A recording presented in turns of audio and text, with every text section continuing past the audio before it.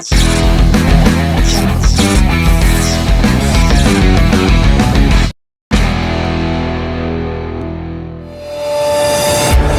back straightaway, into turn number 3, thick thin, still 3 wide, Brandon Feeney, high, wide, and handsome. He's going to go to the outside and get past Camillo. I don't mean to be two birds and bees with you folks, but this is how cautions are born.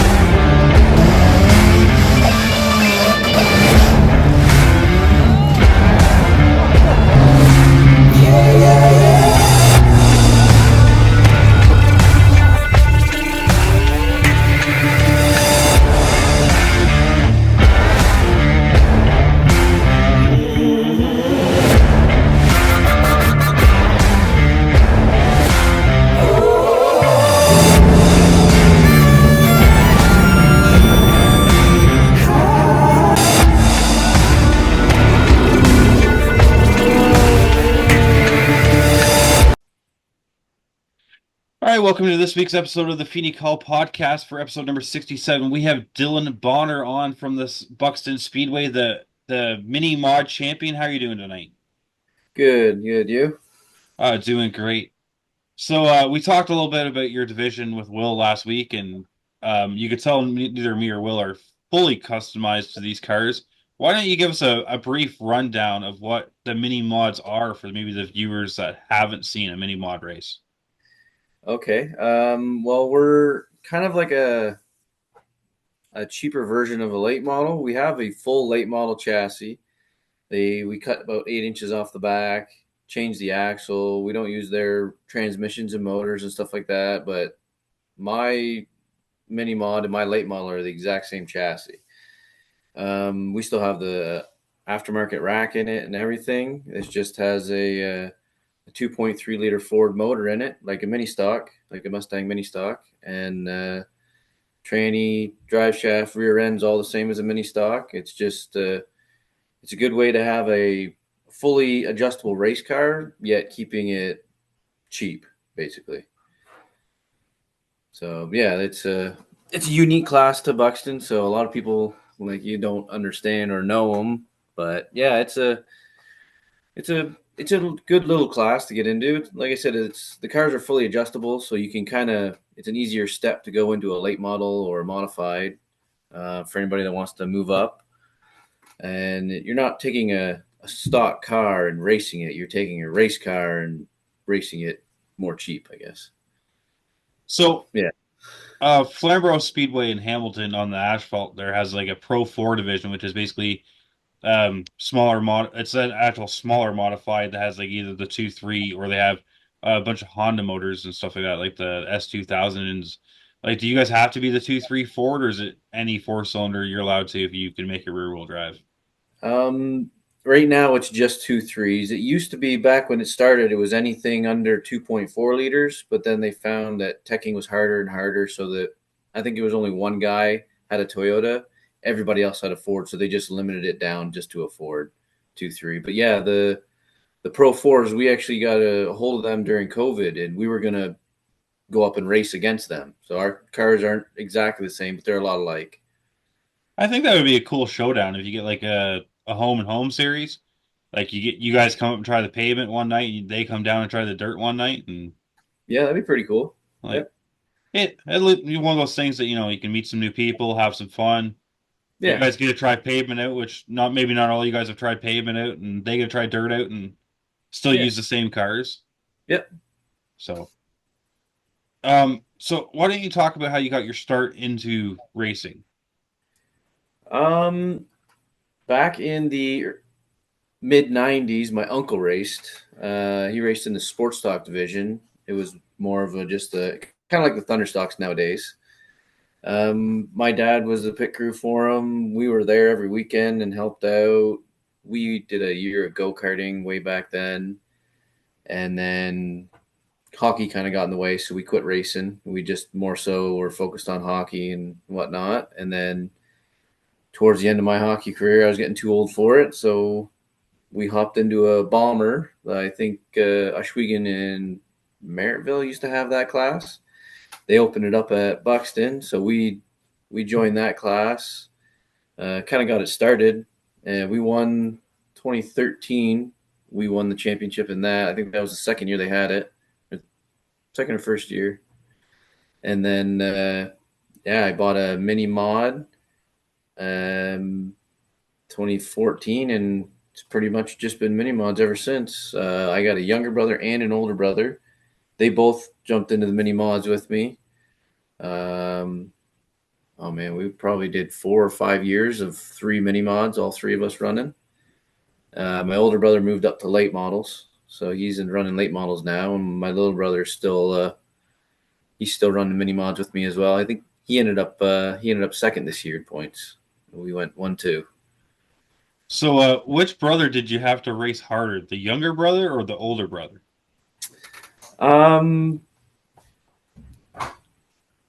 We try and race pretty fair with each other. Now it's Evan's giving me a pretty good run now. He's caught up to me. When they raced against each other, they raced each other pretty hard, but Evan was he was younger and a little bit behind back then. Ryan's actually talking about coming back to the mini mods next year, so we may have 3 again, and it should be a pretty good battle. We'll have 3 pretty strong cars. So as the middle brother, you play Switzerland, and you're friends with both of them, or they could fight each other. Yeah. I'm normally the I don't know, the calm between the storms. they butt heads pretty good, but yeah, it's good. It's brotherly love, right? Yeah, that's just smart strategy on your behalf. Yeah. Neither brother wants to take you out, so then you get more points when they're fighting each other and blocking each other. Yeah. Yeah, So, I'm the one that normally gets to fix most of the cars, so I try and smooth everything out so nobody's hitting anybody. yeah, but see, then at least your car's like it doesn't get damaged. Like, Yeah. so I seen a couple pictures of your car this year, and you had a quite a unique paint scheme or livery, whatever you want to call it, depending on how you did it. What was the inspiration behind this year's livery? Like the paint scheme on the car. Yeah.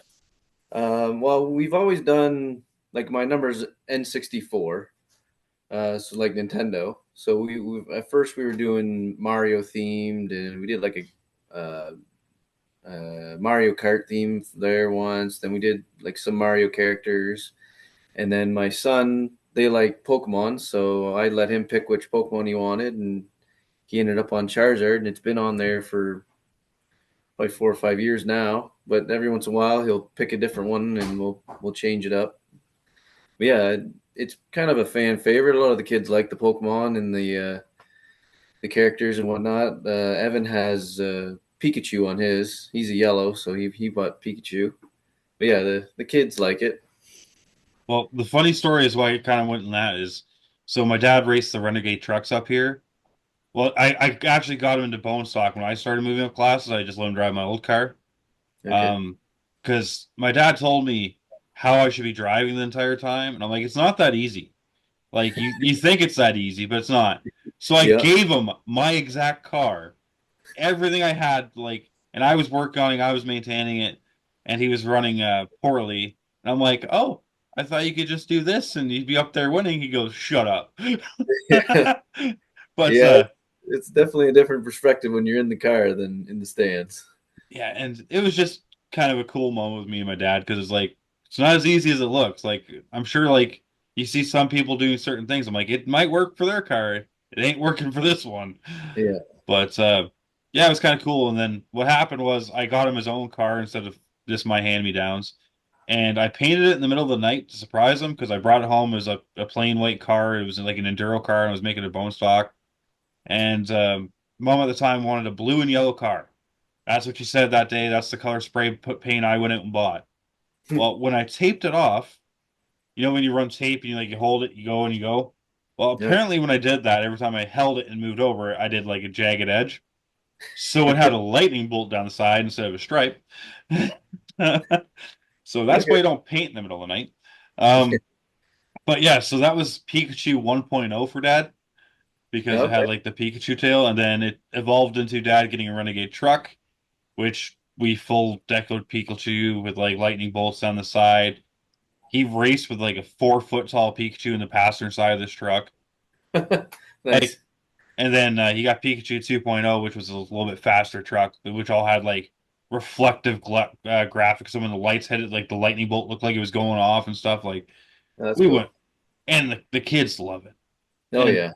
I don't know if you've seen the Renegade truck division at Peterborough because it's a long way from home for you. But we have literally it turned into a like almost like a theme class for the kids. So we got a Tonka truck, we got a Superman truck, we have a Hot Wheels truck with the Pikachu truck. What else is there? There's another one too, and I can't remember what it is. I want to say there was a Barbie truck for a while, but I think it got wrecked. It's Okay. had to go back to the dream house, I think. But Yeah, that's pretty but cool. yeah, so what events do you guys get to do at Buxton that like involves like fan engagement for like the kids and stuff like that? They do have a junior fan club, and once a year they'll do like a junior fan party.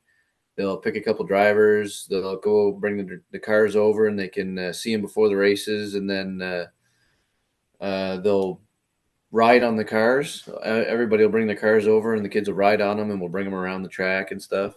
It's pretty cool. They've done it for years. Um, but yeah, they do kind of like games and stuff with the kids beforehand. It's normally before a night of racing, one night during the year, that the kids can come over and interact with all the drivers and stuff and meet everybody, right? Because they don't get to see the face of the drivers when they're just in the cars, right? So it's a good way to interact with the kids. Yeah, and I find the dirt program moves a lot faster than the asphalt programs do. Like we have to, have heats and intermission, we got to, catch our breath. Where you guys are just like go, go, go, go, go. Yeah, it's a very quick schedule. I ran a pure stock, I think it was, and at Delaware, I think it was last year, and we get there at noon, kind of hang out, get used to the cars, do a practice and all that, and dirt's more of you get there, get ready, and you better be ready because they're going, and they're race after race after race until the end of the night. I bet you they sell more food at asphalt tracks though on the pit side. Yeah, yeah. Well, our track doesn't have a canteen yet on the pit side, but yeah, they do pretty good. But yeah, I probably had two full meals when I was there that day. So Hey, we'll have to yell at Will to get a canteen over on your guys' side, at least for like burgers and fries and drinks, like the small stuff. yeah, yeah, like a meat wagon kind of thing. Just bring a meat wagon over there. I don't know if you were watching last week's episode. Maybe he needs to bring a food truck into that side. Yeah, yeah, just something nice and easy. Even if they just contract it out and just something for all the pit people. There you But go, yeah, Will. When you watch this, freaking have the food truck for the drivers, or a yeah, pizza truck, or something cool. yeah, Um, so like you said, it's a late model car that's been shortened down. So are yeah. you guys using like outdated late models like that people are kind of moving out of, or are you guys getting almost like new chassis just like the late model guys are? Or... A lot of people are using like late 90s, early 2000 chassis. I found one actually from one of our sponsors. He had heard it. He didn't want to, he wasn't going to fix it and make it into a late model again. So he sold it to us and we kind of fixed it. We had to adjust for the lower A arms for our lower A arms, anyways. And that's kind of where the damage was. So it wasn't a huge deal for us to fix it. So it was actually kind of perfect. But yeah, it was a newer one. I think it's a 2014, so 14, 15, something like that. But yeah, it's one of the newer ones. But yeah, normally everybody would use like a late 90s or early 2000s chassis and just kind of shorten it up and make it work. So is there much chassis different on the dirt side of things when you're going like late models? Because I know like asphalt cars, they're evolving every year and they're always trying their new best thing at like the McCall car or the WMI car and like, oh look, we're doing this now, we're doing this now. And it's like, oh, you want to stick away from like said year and like is there a lot of difference between the dirt chassis? Like or is there like a big gap like all of a sudden like from 90 on is good or Well, I don't know a whole lot about the late models. I bought one last year. We kind of messed around with it a little bit. I've heard that, say Rocket, for instance, the XR ones was like a a big update for them. The XR ones are pretty quick, I guess. As far as year to year, I don't really know. I know there's a lot of updating in technology with setups and shocks are big and stuff like that. But as far as the chassis wise goes, I don't know much about the late models. Ours are all fairly independent because everybody makes their own, right? So we can't really do what a rocket would because we have a 2014 rocket. We can't really go off rocket numbers because our mounts are all different. But yeah, so everybody's is pretty much different. So it's hard to, you can kind of try new things yourself and get your own technology up, which is, I think, where we stride to get ahead of people because we try new things and update every year and try and basically try and get faster every year. And we've been at it for 12 years now. So we've tweaked a lot of things. It's a lot of notebook. Yeah, pretty thick notebook trying different things. When you can have a library on just the notes you've tried and like this is the no category. We're not doing that again. Yeah, there's always a big no category. You try something that definitely doesn't work. So I know you still race the division, but I gotta ask you this question with you talk about what is probably the dumbest thing you've done that you didn't think would work, but has? Um, That you're maybe not currently running now, so you're not giving away any secrets. uh, dumbest thing we've done. That's worked. Less bite. I figured more bite would help grip the car and go, but we found that you go a little less bite and it loosens the car up where you can tighten the car up in other places. So you're basically making it looser to go tighter. So once again, asphalt car guy, we go off wedge numbers for bite is the opposite of wedge on the weight jack side of things, or is it? I think so, yeah, because we want more on the left side. I think you guys want more on the right rear. So our wedge is like I think left rear, right front, and I think your bite is right rear, left front. And then there's a left side number, which is just our left side. Or our bite or whatever is the left rear and right rear. So So that's pressure is being put down on that left rear. okay. Yeah, so that's like we have like the rear percentage and stuff like that. But I'm like, I've always heard about like bite numbers. I'm like, where the hell do you get bite numbers from? I'm like, it's not on my gate, like on my scales. I'm like, Yeah.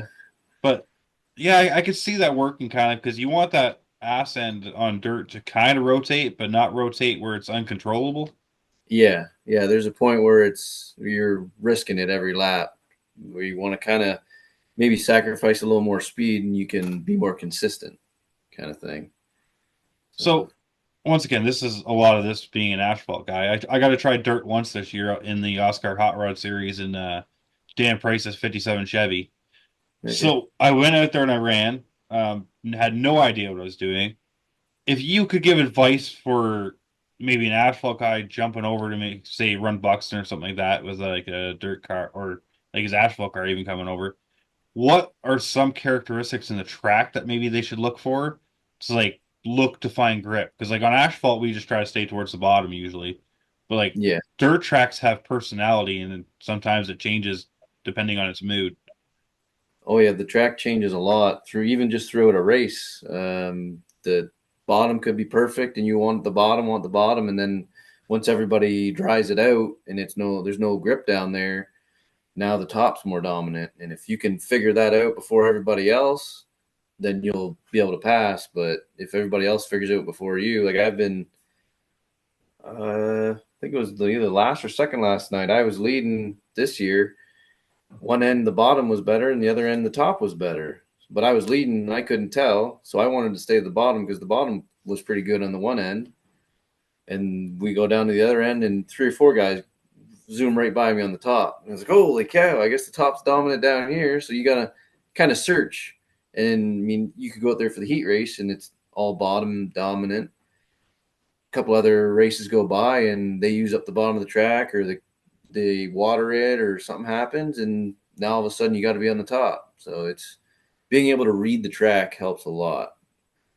But as far as driving style, going from dirt to asphalt, like I said, I tried the pure stock or bone stock or whatever they are at Delaware, and I've ran my mini mod at Delaware before a couple times. They you can push it a lot harder into the corner in dirt because you basically want it to somewhat break free and drift through the corners, right? And I don't think the drifting on asphalt is very good. It's fun But though. yeah, yeah, I just don't think it's very quick. No, it's not quick, and it's a waste a lot of tire. Yeah, well, yeah, that too. It chews tires up pretty good. Buxton doesn't. Well, depends, but we don't chew up his tires as quick. We can normally get a set to last us a year almost. That's why I like we had a set of recap tires that we had like down this way. I ran the whole season the super stock on one set of recaps. It was great. But then everyone's like, we want more grip, we want more speed. I'm like, yay, spend more money. Yeah, yeah, that's racing. There is a lot of money spent. A Well, lot of money you probably don't need to spend, but just in case, right? You can get a right. little bit on the next guy for having better tires, and some people like to spend that little extra money. But All of us rednecks that drive race cars, all we see is shiny and we want it. that little $20 piece of plastic, right? Yeah, The worst part is those trophies are getting expensive now. yeah, yeah, that's true. So like I got to look at a trophy bill for like the demolition derbies and stuff like that. Okay. So they ran a big show in Lindsay for like 6 foot tall trophies to win. And I think it was $13,000 or something like that for the night for trophies. Holy cow. And That's a lot. I'm like, I would have just settled for, Yeah. hand me like one of those like big checks. Yeah. And Yeah. like that's cool. I can hang that up. I'm like, yeah, I get like I've never been a trophy guy. Like it's cool to win, but I've never been like, I want to put this trophy on display. They're just to me, they're dust collectors. Yeah. Yeah. Well, it's more of a conversation piece, right? Somebody sees it and goes, "Oh, that's shiny. What happened? What happened there? How'd you win that?" Kind of thing, right? Put it in the shop. See, I don't have as many redneck friends that are attracted to shiny objects. Well, there you go. That's You know probably what? why I think they're dust collectors. But I actually got my 2 Democross win trophies sitting at work because the boss buys those cars. And he goes, whenever I win like something cool, he goes, bring the trophy in, bring the trophy in, bring the trophy in. So half of Yeah. them are sitting at work, so people are talking about them at work, and then I get out of doing work for like half an hour when a bunch of people want to friggin' know what the trophies are for. There you go. I call that customer relations. Yeah, there you go. Kind of same thing. Yeah, pretty much. Um, so going into the season, I assume you're sticking with the mini mods.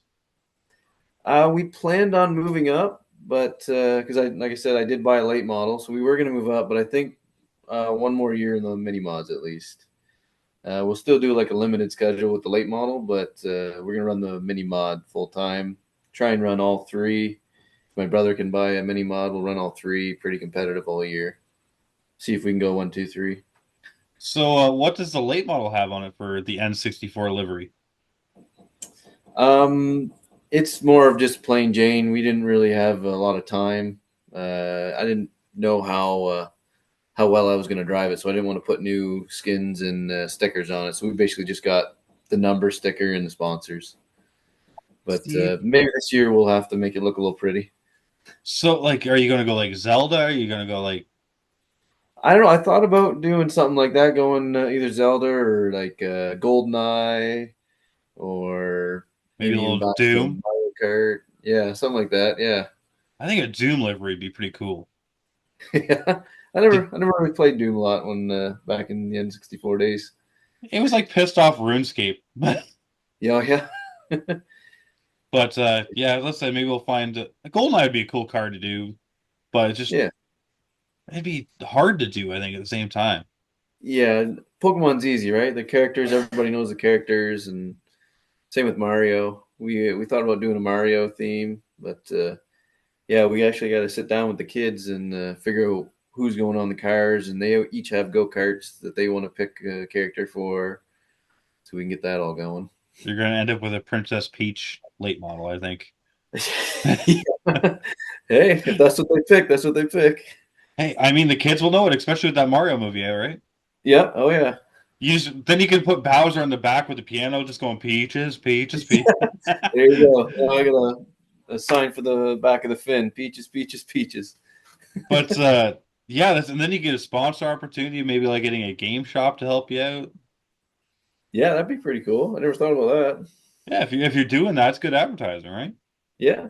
Yeah, for sure. See, you can write that down as soon as we're done here. Message game shops if they want to sponsor the Nintendo car. Yeah. There you go. They have actually in Chatham. They have like it's called Destination Retro. It's like all the retro gaming and stuff like that. So that'd be pretty cool. Yeah, that sounds like you need to send a marketing proposal over to them, Yeah, that's a good idea. and then you can send them this of how we got the idea. Yeah. But so obviously you did some karting, you done the mini mods, you tested the late model. Which one's the most fun to drive? If you're just gonna say screw it, I just want to go have some fun. What car are you jumping in? I would have to say the late model. This year we went down to Eldora. It's a big dirt track down in Ohio, with all the big guys, and it was a lot of fun. We didn't have a chance. We weren't even close, but it was a lot of fun. Big track. You can kind of travel with them, so it opens up a lot of more opportunity. So that's originally why I looked at buying a mini stock. We've gotten into mini stocks there for a little bit. We traveled a little bit, but I don't know. I just didn't like the stock car feel of it. So now we went towards the late model. And we can kind of travel with those. So it was a lot of fun. Just going to a new track, meeting new people, racing on a new track. It was our whole team got to go. It was a lot of fun. It was a good weekend. So did you get a race against any like big names while you're down there with the late model, or Um, I don't know if any of them were in my race, but like Tyler Carpenter was there. Will Harrington was there. A couple other bigger names, but it was more of like a steel block. So they had to have a steel block. Not all the big Lucas guys had. They all have aluminum, but they were at the track. It was for the Dirt Track World Nationals. All the big name guys were there, so when we were done, we get to watch them. It was pretty cool. It was the first Lucas Oil race I've ever been to. It was interesting. It was a quick. so it was a bucket list road trip and you got to watch a bunch of fast guys go around the track? Yeah, I got to race, got to watch, got to do everything. It was a good weekend. So what would you say the track like? Because obviously the dirt tracks are made of whatever dirt that we have. Yep. The What would you say the dirt in Eldora would be like compared to say maybe some Ontario dirt? Um, it's pretty similar to Buxton. Buxton's a little well, this year it was a little drier.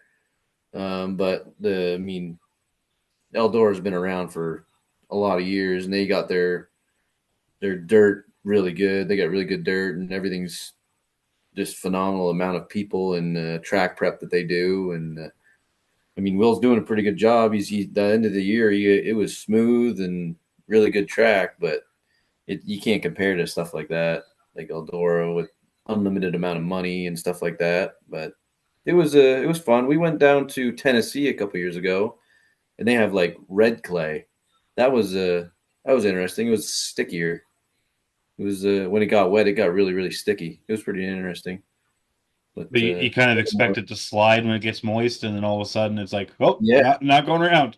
yeah, they everybody was complaining about having too much grip, and I was like, wow, I've never had that problem before. It was just kind of when we maybe the third or fourth year of mini mods. I was like, wow, I've never had too much grip. That's kind of weird.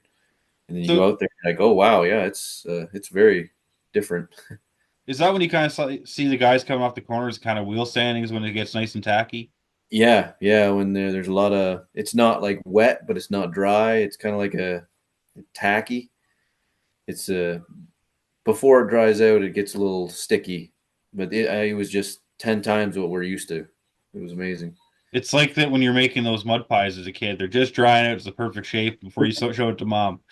Yeah, exactly. They're not all soupy in your hands, but it's not dry and hard. Yeah. It's that perfect little bit of It's mud.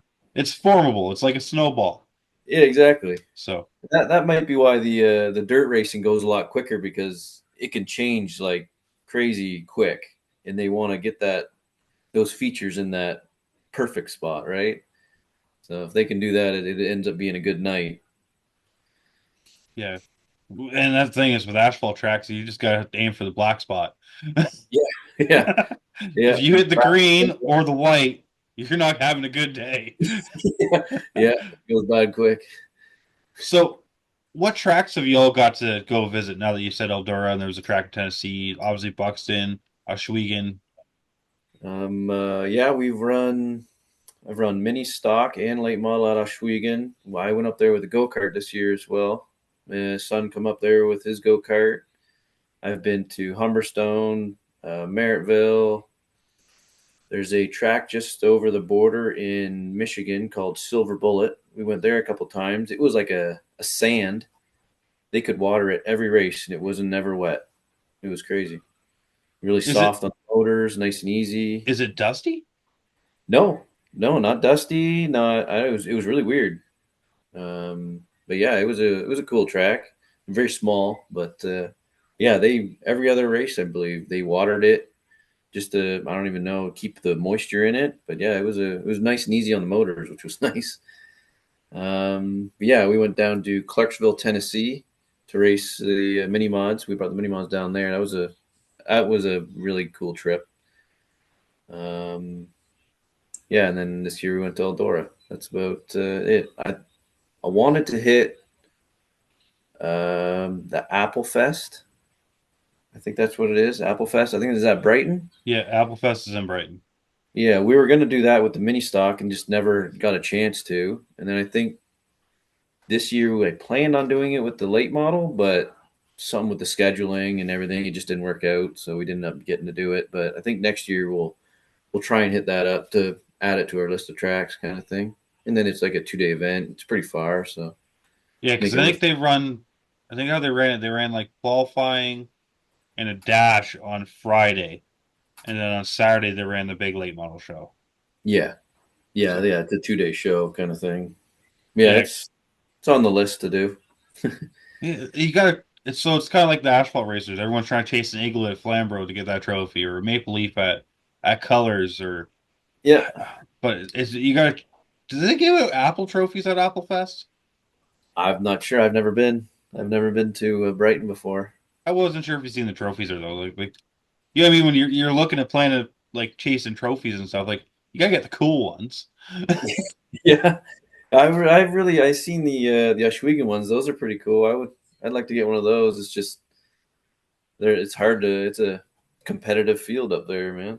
It's And the that's where mini it's the most stocks fun though. and stocks. Yeah. Oh yeah, for sure. Like I think Jillian won the championship this year and didn't win a race, but she was just kind of like consistently like two, three, four, five. Exactly. Yeah. Consistency is key if you want to win points. That's for sure. You don't always have to be the best guy every night, but you have to be in the talk.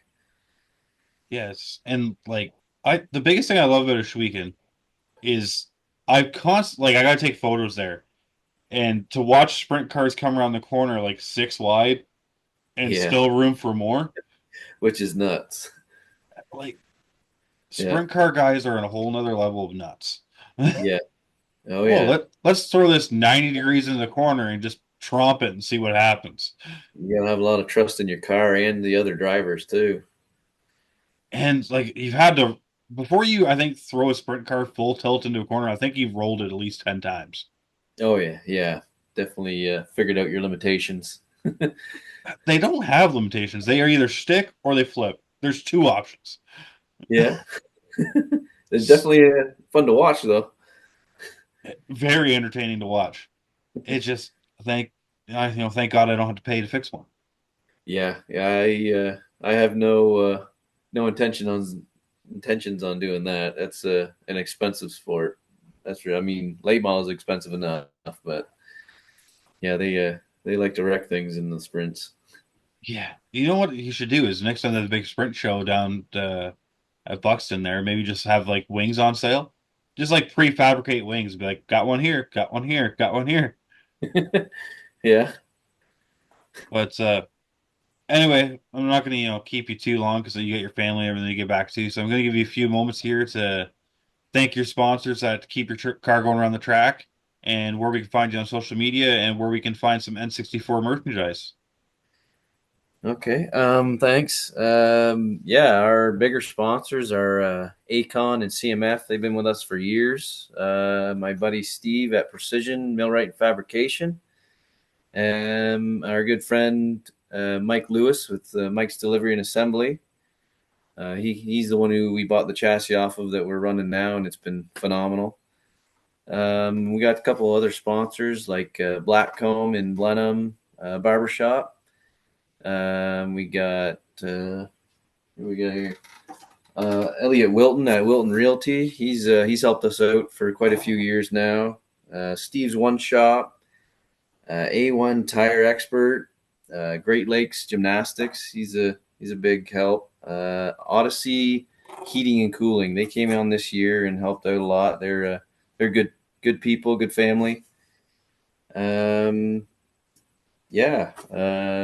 And we have shirts right now for sale. I think we're going to do with the new design next year. We're going to try and get them a little sooner into the year. But yeah, you can find us at Bonner Racing on Facebook.